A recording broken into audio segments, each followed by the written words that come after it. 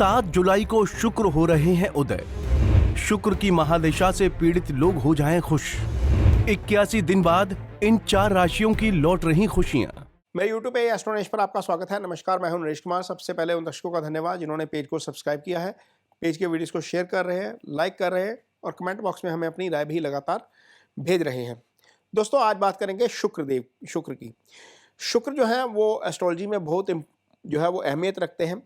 इसका कारण ये है कि जब हम वैदिक ज्योतिष की बात करते हैं, जब हम पराशरी पद्धति की बात करते हैं, तो सबसे लंबी महादशा जो है वो शुक्र की है। शुक्र की महादशा 20 साल रहती है और इस महादशा में जितने भी जातक हैं जिनको ये महादशा मिलती है लाइफ में, उनको तमाम तरह की सुख सहूलतें भी मिलती हैं। इसका कारण यह है कि कलयुग में शुक्र जो है वो पहली बात तो यह देने वाले ग्रह कहे गए हैं। दूसरा यह है कि शुक्र राक्षस गुरु हैं, जिनको लग्जरी पसंद है, जिनको एंटरटेनमेंट पसंद है, जिनको सारी चीज़ें ऐश्वर्य की पसंद है, चाहे महंगी गाड़ी है, महंगा बंगला है, या फिर आप विदेश घूमना चाह रहे हो, अच्छा पहनना चाह रहे हो, अच्छा खाना चाह रहे हो, वो सारी चीज़ें आपको शुक्र से ही मिलती हैं। आपका जन्म का नक्षत्र शुक्र है तो आप इस तरह की चीज़ों में ज़्यादा इन्वॉल्व रहेंगे, भोग विलास में ज़्यादा इन्वॉल्व रहेंगे। आपकी राशि शुक्र से संबंधित है, यानी कि वृष या तुला है, तो आप इसमें ज़्यादा इन्वॉल्व रहेंगे। तो बहुत सारे ऐसे जातक हैं जिनको कुंडली में जो है वो शुक्र की महादशा भी अपने लाइफ टाइम में देखने को मिलती है, और बहुत सारी ऐसी राशियां हैं जिनके ऊपर इस समय महादशा जो है वो शुक्र की चल रही है। लेकिन जब शुक्र अस्त हो जाते हैं तो उन लोगों को वो फल नहीं मिल पाते जो महादशा के दौरान एक्चुअल में मिलने चाहिए। लगता है कि कहीं ना कहीं खुशियों का ब्रेक लग गया है, लगता है कि कहीं ना कहीं जो चीज़ें आ रही थी लाइफ में वो कहीं ना कहीं थम गई हैं। तो जैसे ही शुक्र उदय होते हैं वो चीज़ें आपको दोबारा से मिलनी शुरू हो जाती हैं। अब शुक्र की स्थिति जो है वो 24 अप्रैल के बाद हमने देखा है कि वो शुक्र जो है वो अस्त हो गए थे। 81 डे का पीरियड है जिसके लिए शुक्र इस साल अस्त स्थिति में रह रहे हैं, और 81 डेज के पीरियड में वो तमाम जो चीज़ें ईजिली मिल जाती हैं, लग्जरी है, ब्यूटी है, एंटरटेनमेंट है, सारी चीज़ें वो कहीं ना कहीं थोड़ी सी जो है वो पिछड़ रही थी। अब 7 जुलाई को जो है वो शुक्र उदय हो जाएंगे। जैसे ही ये उदय होंगे, 81 डे का पीरियड है जिसके बाद ये उदय हो रहे हैं, जैसे ये उदय होंगे कुछ राशियों के लिए निश्चित तौर पर खुशियों की वापसी हो रही है। उन राशियों की यहाँ पर चर्चा करते हैं कि कौन सी राशियां हैं जिनको इसका फायदा होगा। पहली राशि जिसको शुक्र के उदय होने का फायदा होने जा रहा है वो है कर्क राशि। कर्क राशि के जातकों के लिए आप देख सकते हैं, कुंडली आपके सामने है। कर्क राशि के जातकों के लिए चंद्रमा के ऊपर से शुक्र का उदय होने जा रहा है। चंद्रमा के ऊपर से शुक्र का जो है वो गोचर करना या ट्रांजिट करना अच्छा माना जाता है, लेकिन ये कर्क राशि के जातकों के लिए बहुत ज़्यादा अच्छा इसलिए है क्योंकि जितने भी जातक हैं कर्क राशि के 30 से लेकर 50 साल की उम्र के, उनके ऊपर शुक्र की महादशा चल रही है। तो आपके लिए सिर्फ शुक्र उदय नहीं हुए हैं, आपके लिए महादशा नाथ उदय हो गए हैं। महादशा जो आपका रूलिंग प्लैनेट है वही अस्त चल रहा था, वही उदय हो गया है। और कर्क राशि के जातकों के लिए कमाल की बात यह है कि यहाँ पर कर्क राशि के लिए शुक्र 11वां भाव और चौथा भाव, इन दोनों भावों के स्वामी हैं। 11वें भाव में शुक्र की वृषभ राशि है और चौथे भाव में शुक्र की तुला राशि है। ये सर्कल हमने लगाया हुआ है, आप कुंडली पे देख सकते हैं, सर्कल लगा हुआ है दोनों चार्ट्स के ऊपर। तो यहाँ पर आपको इन दोनों भावों से संबंधित फल जो है वो अब ज़्यादा मिलने शुरू होंगे, या यदि वहाँ पर रुकावट आ रही थी तो वो चीज़ें अब थोड़ी सी रुकावट नहीं रहेगी। तो यहाँ पर शुक्र क्या रिजल्ट देंगे आपको सबसे पहले तो ट्रांजिट का रिजल्ट है। चंद्रमा के ऊपर से शुक्र का गोचर है, सीधा सप्तम को देख रहे हैं, तो निश्चित तौर पर सप्तम से संबंधित फल होंगे। यदि आपकी मैरिज नहीं हुई है तो यहाँ पर मैरिज करवाने का काम शुक्र कर सकते हैं। शुक्र शादी के कारक ग्रह है। चंद्रमा के ऊपर से जब आप शुक्र का गोचर होता है तो आपका मूड वैसे ही बहुत अच्छा रहता है, क्योंकि शुक्र जो है वो लग्जरी के कारक है, एंटरटेनमेंट के कारक हैं, ब्यूटी के कारक हैं। आपको अच्छा मूड जो है वो शुक्र के अच्छे होने के कारण ही आता है। तो चंद्रमा के ऊपर से शुक्र का गोचर आपको निश्चित तौर पर अच्छे मूड में भी रखेगा। पार्टनर के साथ आपका तालमेल बढ़ेगा क्योंकि उसके ऊपर शुक्र की दृष्टि है। वो भोग स्थान कहा जाता है, सप्तम स्थान भोग विलास का स्थान है। तो वहाँ पर आप निश्चित तौर पर बहुत सारी चीज़ें एंजॉय करेंगे। हो सकता है कि आप कहीं घूमने जाएं, कहीं मूवी जाएं, कहीं आपका ट्रैवल का प्लान बने, और ऐसा भी संभव है कि आपको इस अवधि के दौरान, इस उदय होने के बाद, शुक्र के उदय होने के बाद बहुत सारी चीज़ें मिलें। कौन सी चीज़ें मिलेंगी? 11वां भाव आप देखिए, ये एलिवेशन का भाव होता है, तरक्की का भाव होता है, आय का भाव होता है।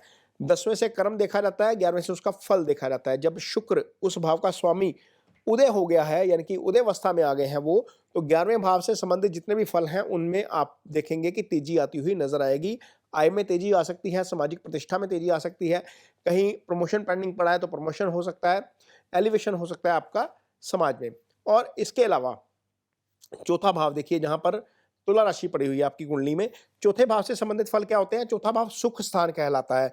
लाइफ में कोई भी आप एसेट खरीदते हैं, कोई प्रॉपर्टी खरीदते हैं, किसी भी तरह का कोई चीज खरीदते हैं जो आपके लिए लाइफ टाइम के लिए रहती है, वो चौथे भाव से देखी जाती है। मकान आपका, गाड़ी आपकी, वो सब चौथे भाव से देखते हैं। मदर चौथे भाव से देखी जाती है।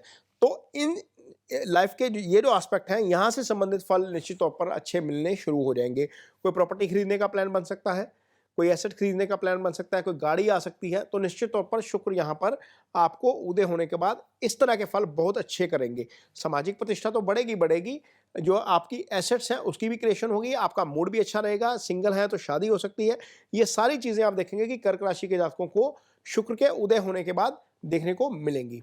अगली राशि जिसको शुक्र के उदय होने का फायदा होने जा रहा है वो है वृश्चिक राशि। वृश्चिक राशि के जातकों के लिए आप देख सकते हैं कि शुक्र 9वें भाव से गोचर कर रहे हैं। 9वां भाव देखिए, यहाँ पर कर्क राशि है 9वें भाव में, जहाँ पर हमने ये सर्कल किया हुआ है वहाँ पर अब कर्क राशि के ऊपर से शुक्र का गोचर हो रहा है। लेकिन ये सिर्फ शुक्र का गोचर नहीं है वृश्चिक राशि के जातकों के लिए, जो भाग्य स्थान के ऊपर से हो रहा है। शुक्र वृश्चिक राशि के जातकों के लिए महादशा नाथ भी हैं। जितने भी जातक इस समय 30 से लेकर 50 साल की उम्र के बीच हैं, उनके ऊपर शुक्र की महादशा चल रही है। महादशानाथ का भाग्य स्थान में गोचर करना, महादशानाथ का उदय हो जाना वृश्चिक राशि के जातकों के लिए बहुत अच्छा है। वृश्चिक राशि के जातकों के लिए शुक्र की वृषभ राशि सप्तम भाव में आती है, ये केंद्र का भाव है। यहां पर शुक्र आपको मिक्स रिजल्ट देते हैं वृश्चिक राशि के जातकों के लिए, क्योंकि एक राशि 12वें भाव में चलेगी लेकिन दूसरी भाव राशि केंद्र में आती है, तो केंद्र के फल निश्चित तौर पर करेंगे शुक्र अपने कारक तत्वों के फल करेंगे। चूंकि महादशानाथ है, वो कारक तत्वों के फल करेंगे ही करेंगे। अब यहाँ पर भाग्यस्थान के ऊपर से गोचर कर रहे हैं, तो सीधी दृष्टि जा रही है आपके तीसरे भाव के ऊपर। यह पराक्रम का भाव है, ये आपके भाई का भाव है, ये आपका राइट शोल्डर होता है। तो निश्चित तौर पर लाइफ के ये जो एस्पेक्ट्स हैं, यहाँ पर आपको इसका बहुत फायदा मिलेगा। 9वां स्थान जो होता है वो भाग्य स्थान होता है, ये कुंडली का सबसे शुभ स्थान कहा जाता है। और जब कुंडली के सबसे शुभ स्थान के ऊपर से ऐसे ग्रह का गोचर होता है जो कलयुग में सारी चीजें प्रोवाइड करवाता है, वो आपके लिए बहुत अच्छा हो जाता है। तो निश्चित तौर पर आपको भाग्य आपका साथ देता हुआ नजर आएगा, क्योंकि महादशानाथ भाग्य स्थान से गोचर कर रहा है, ये स्थिति अच्छी है। यदि आप सिंगल हैं तो मैरिज हो सकती है, क्योंकि सप्तम भाव का स्वामी अब उदय हो गया है। पार्टनरशिप में कोई काम करना चाहते हैं तो पार्टनरशिप के लिए कोई ना कोई व्यक्ति मिल जाएगा, क्योंकि सप्तम बिजनेस पार्टनर का भी भाव है। सप्तम स्थान दशम से दशम होता है कुंडली में, यानी कि जो कर्म स्थान होता है, कर्म स्थान से भी हम काउंट करते हैं, तो वहां से भी दशम होता है। तो कार्यस्थल से संबंधित चीजें भी पॉजिटिव साइड में आपको चलती हुई नजर आएंगी। यदि हम 12वें भाव के भी पॉजिटिव सिग्निफिकेंस देखें तो विदेश यात्रा 12वें भाव से देखी जाती है, तो वहां पर चीजें आपको हो सकता है कि कोई ना कोई विदेश का टूर भी आपका निश्चित तौर पर बने शुक्र के उदय होने के बाद। तो बहुत सारी चीजें, 7वें भाव से संबंधित अच्छे फल, 12वें भाव से संबंधित अच्छे फल, कर्म स्थान से संबंधित अच्छे फल, तीसरे भाव से संबंधित अच्छे फल, वो आपको निश्चित तौर पर अब शुक्र के उदय होने के बाद होते हुए मिलते हुए नजर आएंगे। ये वृश्चिक राशि के जातकों के लिए शुक्र के उदय होने का प्रभाव रहेगा। अगली राशि जिसको शुक्र के उदय होने का फायदा होने जा रहा है वो है मीन राशि। मीन राशि के जातकों के लिए शुक्र, आप देख सकते हैं कुंडली में कि शुक्र का गोचर पंचम भाव से हो रहा है। ये निश्चल प्रेम का भाव होता है। ये सिर्फ गोचर की बात नहीं है, यहाँ पर भी शुक्र जो है वो महादशानाथ है। जितने भी जातक मीन राशि के जिनकी कुंडली में इस समय जिनकी आयु इस समय 30 से लेकर 50 साल के बीच है, वो सारे जातक शुक्र की महादशा से ही गुजर रहे हैं। यानी कि शुक्र आपके लिए सिर्फ गोचर की बात नहीं है, पंचम से हो रहा है, ये महादशा नाथ भी है। ये रूलिंग प्लैनेट है आपका, जो 20 साल तक आपके साथ रहता है। हालांकि मीन राशि गुरु की राशि है और शुक्र जो है वो दशा प्रतिकूल वाली स्थिति होती है, दशा अनुकूल नहीं होती। लेकिन जो कोई भी ग्रह काम करता है वो दो तरीके से काम करता है। एक तो जिन दो भावों का स्वामी है किसी भी कुंडली में, उसके हिसाब से काम करता है। दूसरा, जो उसके नैसर्गिक कारक तत्व हैं उसके हिसाब से काम करता है। अब यदि हम शुक्र की स्थिति यहाँ पर देखेंगे तो मीन राशि के जातकों के लिए शुक्र तीसरे भाव के स्वामी बनते हैं और शुक्र साथ ही बनते हैं आपके लिए अष्टम भाव के स्वामी। लेकिन चूंकि मीन राशि में आकर शुक्र उच्च के हो जाते हैं, तो मीन राशि के साथ कहीं ना कहीं शुक्र का थोड़ा सा वो है कि वो यहाँ पर उनकी वो फेवरेट राशि मानी जाती है। लेकिन तीसरे भाव से संबंधित पॉजिटिव फल भी देंगे और आपको अष्टम भाव से संबंधित पॉजिटिव फल भी देंगे। इसके अलावा पंचम भाव से संबंधित फल देंगे और 11वें से संबंधित फल देंगे। आप देख सकते हैं कि यहाँ पर बैठे कहाँ पर है, पंचम में, और दृष्टि जा रही है आपके 11वें भाव के ऊपर। अब पंचम क्या है? पंचम आपका बुद्धि विवेक है, पंचम निश्चल प्रेम है, पंचम आपका सुप्त भाव है, इसको संतान का भाव कहा जाता है। पंचम से आप हायर एजुकेशन करते हैं सारी लाइफ में, पंचम से आपका लव अफेयर होता है, यानी कि निश्चल प्रेम जिसको हम बोलते हैं। तो ये पंचम से एंगेजमेंट भी होती है। जो ये सिग्निफिकेंस है लाइफ के, वो यदि आप सिंगल हैं तो एंगेजमेंट हो सकती है, यदि संतान की दरकार है आपको, लाइफ में संतान नहीं है तो संतान आने वाली स्थिति आपकी कुंडली में बन रही है, तो यहाँ पर शुक्र अच्छे गोचर में है। जब लाइफ में प्रेगनेंसी आती है किसी फीमेल को, तो पहले महीने में जो अधिपति देवता होते हैं, जो प्रोटेक्ट करते हैं संतान को, वो शुक्र ही होते हैं। यहाँ पर शुक्र का गोचर पंचम भाव में हो रहा है, तो यहाँ पर पंचम भाव से संबंधित फल, पंचम से पैसा भी आता है, पंचम से बुद्धि विवेक आता है, तो वो मिलेगा। 11वें भाव को शुक्र देख रहे हैं, 11वें भाव से एलिवेशन आती है, तरक्की आती है, सामाजिक प्रतिष्ठा 11वें भाव से देखी जाती है, कर्म 10वें से देखते हैं, उसका फल 11वें भाव से देखा जाता है। तो दोनों भावों के फल मिलेंगे, पंचम का भी मिलेगा, 11th का भी मिलेगा। चूंकि शुक्र की स्थिति अच्छी है, शुक्र महादशानाथ होकर पंचम से गोचर करके 11वें को देख रहे हैं। दूसरा, अष्टम भाव जो छिपे हुए धन का भाव होता है, अष्टम भाव जो आपके पार्टनर का धन होता है, यानी कि सप्तम से आपका लाइफ पार्टनर आता है, सप्तम का दूसरा भाव उसका भाव होता है, यानी कि जिनको ससुराल पक्ष से फायदा मिल जाता है लाइफ में, उनको अष्टम भाव से देखा जाता है उस फायदे को। तो वहां से संबंधित चीजें पॉजिटिव दिशा में चलती हुई नजर आएंगी। और यदि आपका काम रिसर्च से जुड़ा हुआ है, तो रिसर्च से चीजें आपको अच्छी दिशा में चलती हुई नजर आएंगी। कहीं पर भी आप रिसर्च कर रहे हैं, मेडिकल में कर रहे हैं, साइंस में कर रहे हैं, एस्ट्रोलॉजी में कर रहे हैं, कहीं पर भी आप रिसर्च कर रहे हैं, वहां पर आपको उसके अच्छे रिजल्ट देखने को मिलेंगे निश्चित तौर पर शुक्र के उदय होने के बाद। इसके अलावा यदि आप कोई डिसीजन लेने में कहीं कंफ्यूजन हो रही थी, कोई कंफ्यूजन के कारण डिसीजन नहीं ले पा रहे थे, भाई के साथ तालमेल की कमी आ रही थी, तो तीसरा भाव जिसके शुक्र स्वामी है, वहां से संबंधित फल भी आपको अब अच्छे मिलने शुरू हो जाएंगे, क्योंकि उस भाव का स्वामी उदय हो गया है, अष्टम भाव का स्वामी उदय हो गया है, और चूंकि महादशानाथ है इसलिए भी वो उदय होना आपके लिए बहुत अच्छा है। अगली राशि जिसके लिए शुक्र का उदय होना बहुत अच्छा है, वो है शुक्र की अपनी वृषभ राशि। यहाँ पर शुक्र तीसरे भाव में गोचर कर रहे हैं, आप देख सकते हैं कुंडली में तीसरे भाव में शुक्र का गोचर हो रहा है, और शुक्र इस राशि के स्वामी भी हैं। अब राशि स्वामी शुभ गोचर में चले गए हैं, सबसे पहली बात तो यह है, राशि स्वामी उदय हो गए हैं। दूसरी बात, तीसरा राशि स्वामी तीसरे भाव में बैठकर भाग्यस्थान को देख रहे हैं। तो भाग्यस्थान को एक्टिव करना शुक्र के द्वारा बहुत अच्छा है, राशि स्वामी का उदय हो जाना बहुत अच्छा है। जब राशि का स्वामी एक्टिव होता है तो समझिए क्या क्या होता है। राशि मीन्स आप टोटली ओवरऑल आप खुद हो, आपका हेल्थ, आपका वेल्थ, आपका मानसिक जो हेल्थ है, मेंटल हेल्थ है, फिजिकल हेल्थ है, वो सारी आपके लगन या आपकी राशि से ही देखी जाती है। चंद्रमा चूंकि मन का कारक होता है, तो चंद्रमा के ऊपर यदि अच्छा प्रभाव आ जाए या उस राशि का स्वामी उदय हो जाए, और उसके लिए आपको बहुत सारी चीज़ें जो हैं वो पॉजिटिव दिशा में जाती हुई देखने को मिलती हैं। चूंकि यहाँ पर शुक्र उदय हो गए हैं, कर्क राशि में है, तीसरे भाव में है, तो पराक्रम का भाव है वो एक्टिव है एक तरीके से। तो कोई भी काम आप करेंगे निश्चित तौर पर उसमें आप पूरी फोर्स के साथ करेंगे, पूरे जान लगाकर करेंगे, क्योंकि पराक्रम वाले भाव के ऊपर अच्छा गोचर हो रहा है, ये आपको उसका फायदा होगा शुक्र के उदय होने का। दूसरा, शुक्र जो चूंकि भाग्यस्थान को देख रहे हैं, तो भाग्य से संबंधित आपको फल जो है वो अच्छे मिलेंगे। कई बार ऐसा होता है कि हम किसी चीज़ के लिए लगातार एफर्ट करते हैं, लेकिन उसके रिजल्ट हमें देखने को नहीं मिलते, क्योंकि भाग्य आपका साथ नहीं दे रहा होता। लेकिन जब ऐसी स्थिति आती है, शुक्र या गुरु जैसा प्लैनेट जब 9th हाउस को इम्पैक्ट करता है, उसको आस्पेक्ट करता है, उसके ऊपर दृष्टि देता है या उसके ऊपर से गोचर करता है, तो कई बार ऐसा होता है कि हम कोई काम को ट्राई करते हैं, ट्राई करते ही उसका फल हमें जो है वो देखने को मिल जाता है। तो वो ऐसा तब होता है जब कोई पॉजिटिव प्लैनेट आपके भाग्यस्थान को एक्टिव कर रहा हो, भाग्य आपका उस समय साथ दे रहा होता है। तो ये स्थिति आ रही है वृषभ राशि के जातकों के लिए, भाग्यस्थान के ऊपर वृषभ शुक्र का यानी कि राशि के स्वामी का दृष्टि पड़ना। ऐसा भी हो सकता है कि थोड़ा सा अध्यात्म की तरफ भी आपको ले जाए, क्योंकि राशि का स्वामी है, 9वें को देख रहा है, 9वां अध्यात्म का भी भाव होता है, धार्मिक यात्रा भी आपको यहाँ से करवा सकता है।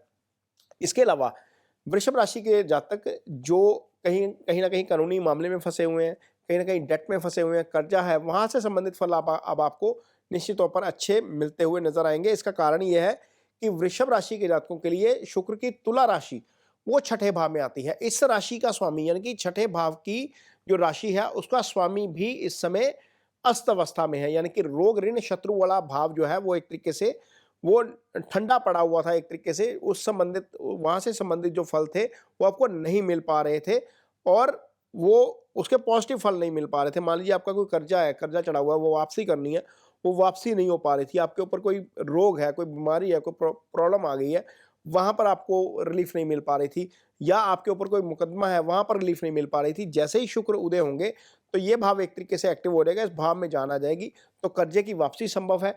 किसी लिटिगेशन में फंसे हैं, वहां पर आपको हेल्प मिल सकती है। कोई बीमारी है, कहीं कोई फिजिकल समस्या आ रही है, तो वहां पर भी आपको निश्चित तौर पर उसकी हेल्प जरूर मिलेगी। तो ये वृषभ राशि के जातकों के लिए शुक्र का उदय होना इस तरह के कुछ फल करेगा, ये काफी पॉजिटिव रहने जा रहा है। वीडियो के अंत में जाते जाते कुछ उपायों की बात कर जाते हैं, क्योंकि शुक्र सबकी कुंडली में अच्छे नहीं होते। कुछ लोगों की कुंडली में शुक्र अस्त स्थिति में ही रहते हैं, परमानेंट स्थिति में रहते हैं, क्योंकि बुध और शुक्र दो ऐसे ग्रह हैं जो इनर सर्कल के प्लैनेट हैं और ये अक्सर सूर्य के प्रभाव में आ जाते हैं। बुध ज्यादा आते हैं, शुक्र खैर कम आते हैं। और शुक्र जब अस्त हो जाते हैं तो वो अपने नैसर्गिक कारक तत्व जो हैं उनकी वो हानि कर जाते हैं। जहां पर वो प्लेस्ड है उसका तो फल करेंगे ही करेंगे, जहां वो देख रहे हैं उसका भी फल करेंगे, जो उनके दो भाव हैं उनका भी फल करेंगे, लेकिन उनके जो नैसर्गिक कारक तत्व होते हैं उनकी वो कहीं ना कहीं हानि कर जाते हैं अस्त स्थिति में। अब यदि आपकी कुंडली में शुक्र की पोजीशन खराब है, शुक्र 8वें भाव में पड़े हुए हैं, शुक्र छठे भाव में पड़े हुए हैं, ये स्थिति अच्छी नहीं होती। हालांकि 12वें जाना शुक्र का अच्छा होता है, कोई दिक्कत वाली बात नहीं है, क्योंकि कालपुरुष की कुंडली में शुक्र की जो उच्च राशि है मीन वो 12वें भाव में चली जाती है, लेकिन छठे और 8वें जाना शुक्र का लगन कुंडली में अच्छा नहीं होता।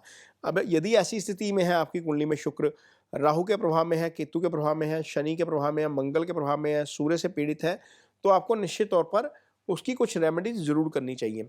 तो रेमेडीज के तौर पर आप क्या कर सकते हैं, सबसे अच्छी रेमेडीज जो है वो शुक्र की, यदि आप मैरिड हैं तो अपनी वाइफ के साथ अपना तालमेल जो है वो ठीक रखें। आपके घर में आपकी वाइफ शुक्र को रिप्रेजेंट करती है, आप उसको सरप्राइज गिफ्ट दे सकते हैं, बर्थडे के दिन कहीं ना कहीं पार्टी कर सकते हैं, सरप्राइज पार्टी लेके जा सकते हैं। ये आपके लिए बेस्ट रेमेडीज के तौर के ऊपर काम करेगा यदि आप इसको इम्प्लीमेंट करते हैं। तो यदि आप मैरिड हैं, यदि आप सिंगल हैं तो गाय की सेवा करना बहुत अच्छी रेमेडी मानी गई है। शुक्र की रेमेडी के तौर पर आप शुक्रवार वाले दिन जो है वो शुक्र गौ माता को या तो पेड़ा डालिए आटे का, या गुड़ डाल सकते हैं, चारा डाला जा सकता है, ये शुक्र की रेमेडी है। जब हम पुराने ज़माने में शादी होती थी तो कन्यादान के बदले गौदान करते थे, तो वो गौदान जो है वो शुक्र की बहुत अच्छी रेमेडी मानी गई है। और इसके अलावा देवी का पूजन जो है वो शुक्र की अच्छी रेमेडी है, वो आप कर सकते हैं। और यदि आप कुछ भी नहीं करना चाहते तो अपने लाइफस्टाइल में थोड़ा परिवर्तन करिए, कपड़े थोड़े से लाइट पहनिए और कपड़े थोड़े से ऐसे पहनिए जो थोड़े से अट्रैक्टिव लगें आपको, वो आपके लिए रेमेडी के तौर पर काम करेंगे।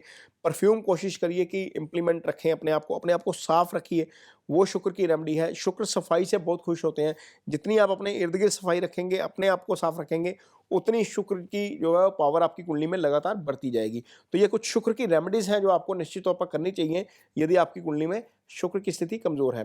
तो ये वीडियो आपको कैसा लगा, इस पर कमेंट बॉक्स में अपनी राय जरूर दीजिए। यदि ये वीडियो अच्छा लगे तो उसे शेयर जरूर करिए, पेज को सब्सक्राइब जरूर करिए। इसके साथ ही मुझे दीजिए इजाजत, नमस्कार।